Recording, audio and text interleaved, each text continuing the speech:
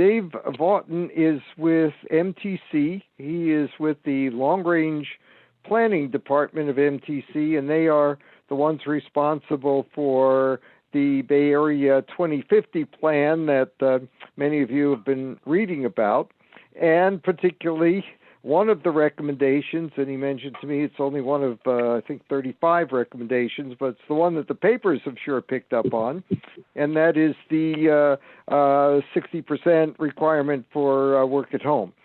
So with that, let me turn it over to Dave Vautin to give us about 10, 15 minutes of an update on what the Plan 2050 has, some of the recommendations, and then we'll go into questions. Dave? Hi, everybody. Thanks for having me today. As it seems like your agenda has multiple Davids today, so you're well stocked on that front. So as was mentioned, I lead Plan Bay Area 2050, which is the regional plan for transportation, housing, the economy, and the environment for the next 30 years. It's been under development for nearly 3 years now. And we are moving into the environmental phase of the process, but we've already started the scoping for that, and we anticipate being deeply involved in environmental analysis next year. So what I was going to do is just walk you through the final blueprint as approved by both the Metropolitan Transportation Commission and the Association of Bay Area Governments. The two key regional agencies for the 9-county region. And then I'll give a little more info on the telecommuting strategy, because as was correctly noted, the media has focused on that strategy more than the 34 other strategies. I'll give you a little more info on that and some of the next steps on that strategy. Hopefully you can see my screen here. If you can't, raise your hand or something so I can make sure it's working.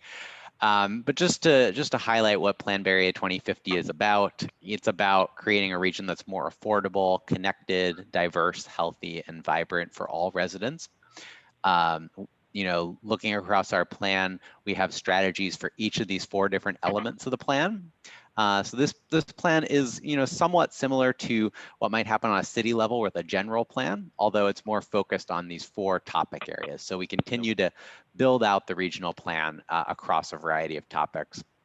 There's a lot of information on this slide. I won't go through all of it, but I will just highlight we're in this kind of final phase here of developing what we call the blueprint, which is where we put together all the strategies into a coherent package.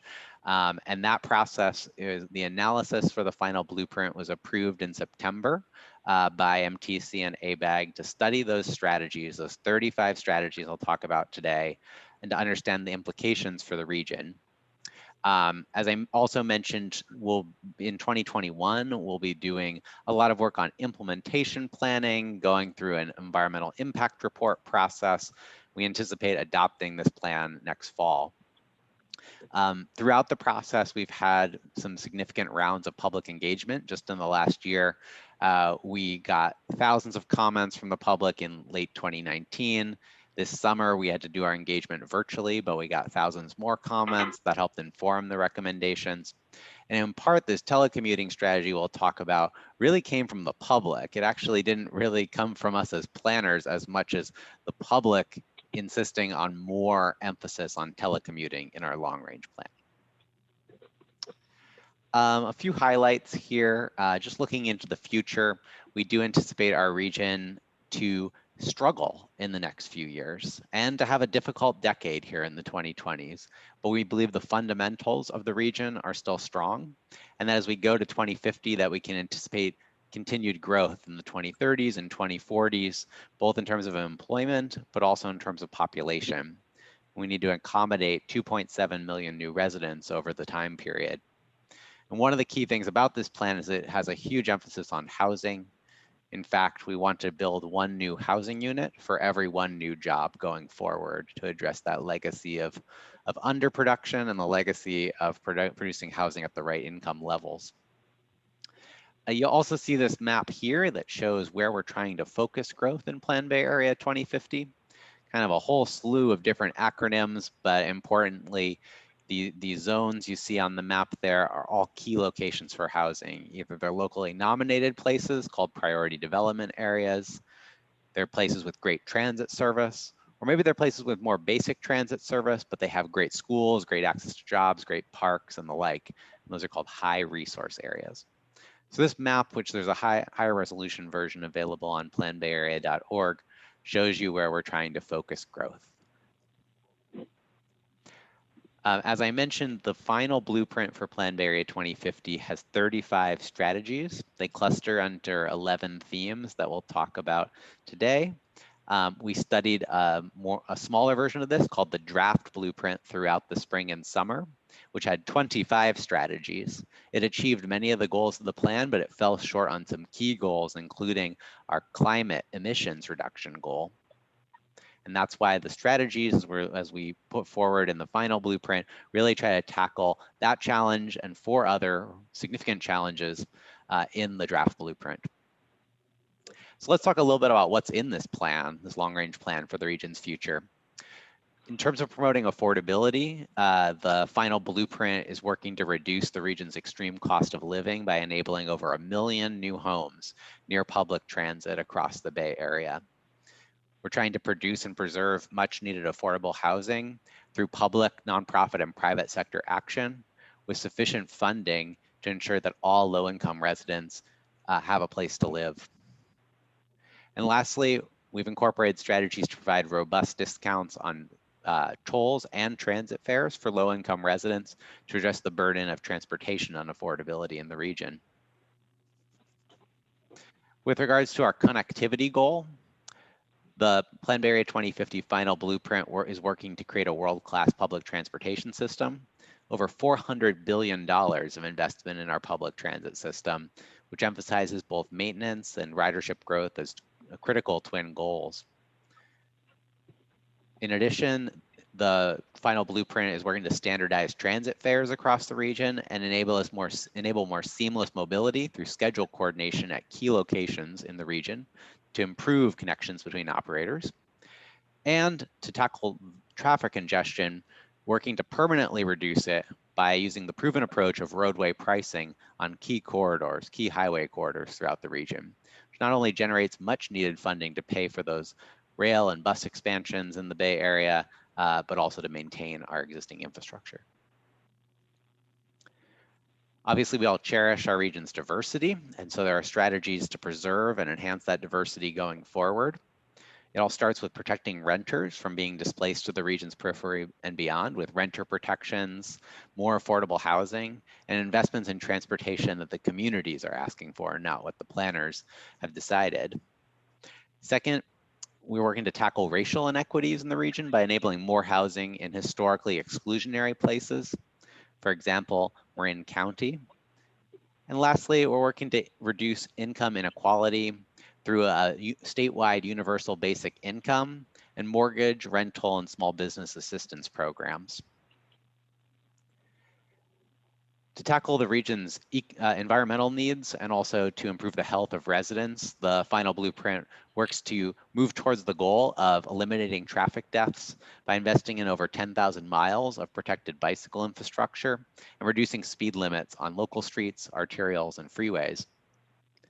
Second, it works to protect tens of thousands of Bay Area homes from rising sea levels and from potential earthquake damage, building protections along our shoreline, as well as investing in retrofits in aging homes.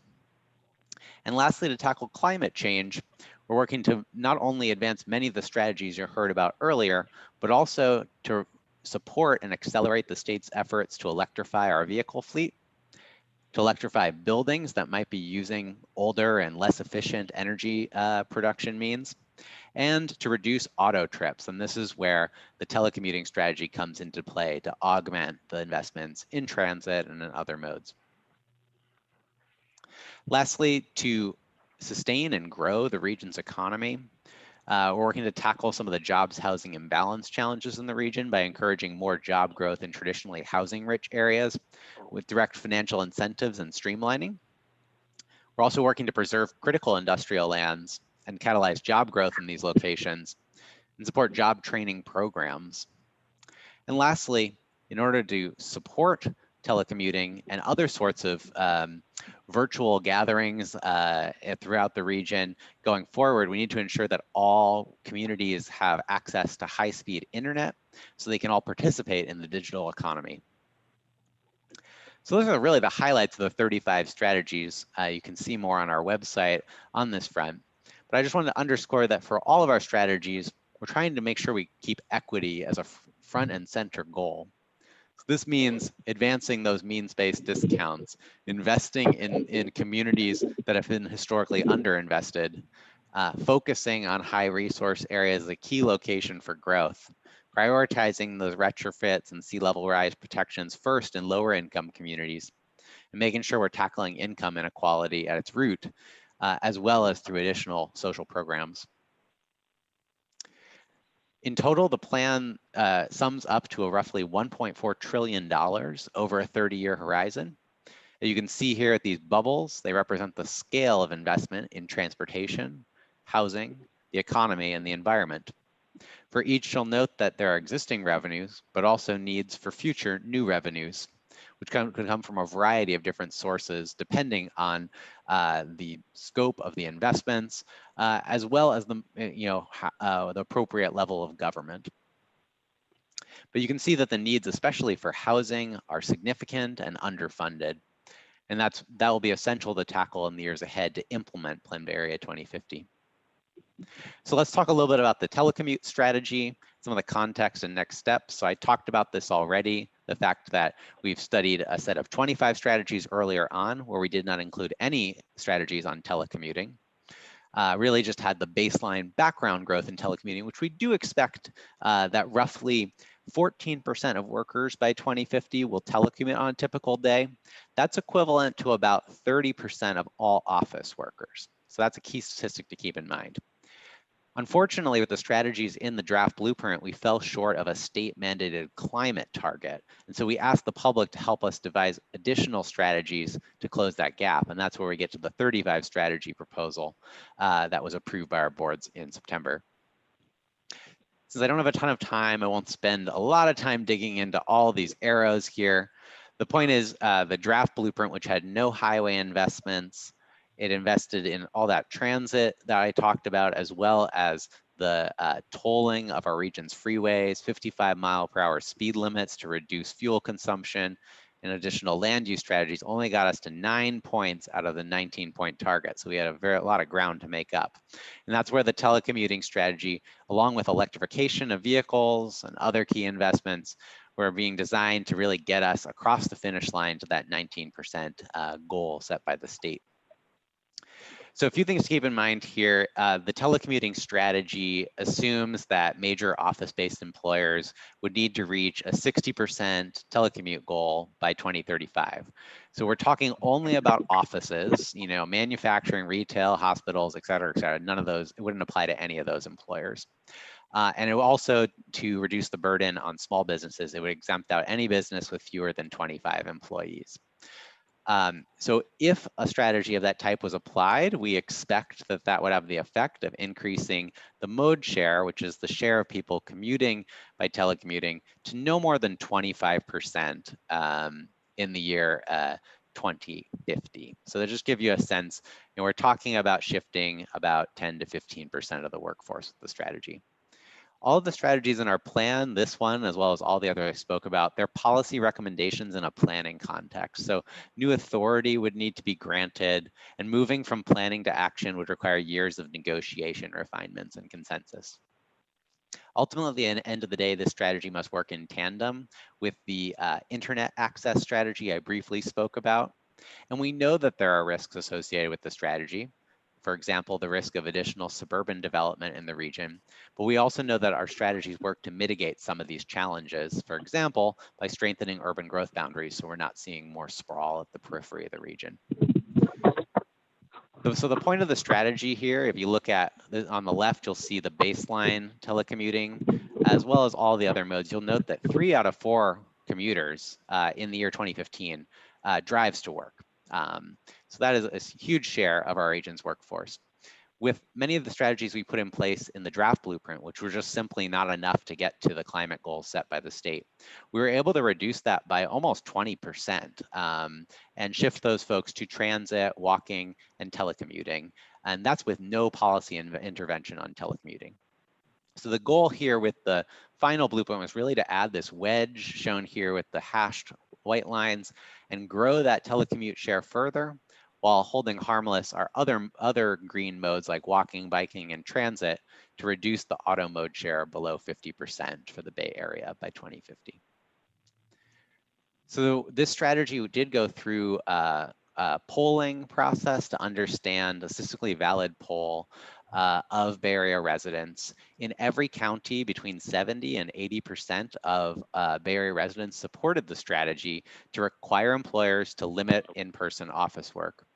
And we also had an opportunity to engage with the public through workshops where we heard from them directly. And we got over 1,500 comments in support of the strategy, 130 in opposition. So while there's some very vocal opposition from the business community and from some residents in the region, we also have heard from many people who support it. So we're cognizant of both of those points of view. Again, just some highlights here. Our commission did ask us to look at alternatives to this strategy that would generate the same greenhouse gas emissions reductions. Just to give you a sense of the benefits of the strategy, it's on par with all of our transit investments combined in our last long range plan. So it's pretty sizable. There's no more revenues available. All of them have been allocated towards the projects at this point. So it'll be a challenge to find things that are of the same magnitude. But we're looking at things that either would be refinements to the strategy as it stands, or maybe some adjustments to it, or perhaps complete elimination of the strategy, but new mitigations would need to be found, and they would have to be very sizable. Also, I'm going to skip this slide just for time, as I want to make sure there's enough time for questions. But the point being here that we have one more key phase of our long-range planning process that pivots to implementation, and that's a great opportunity to continue to refine strategies and think about alternative strategies that could be explored more as we move into the implementation phase. And I think it's important to remember that when we do these plans every 4 years, this is a massive update to the region's long-range plan with all sorts of new strategies that weren't in play in the past. But we'll be doing another one in 2025, and this is an iterative process. We're all going to learn things from COVID. We may find out that telecommuting grows even faster than we thought, and that no policy is needed to get to that level. Or we may find out that things go back more to the status quo. There's a lot of uncertainty right now. So that's why we're continuing to talk to different partners and organizations to hear about ideas and suggestions on the telecommuting strategy that would achieve that same greenhouse gas emissions reduction. And we'll be going back to the commission and the ABAG board in the coming months to talk to them about some of those alternatives, and they'll make an ultimate decision on whether to proceed on course or make some revisions to the strategy. So I think that about wraps it up for me. I'm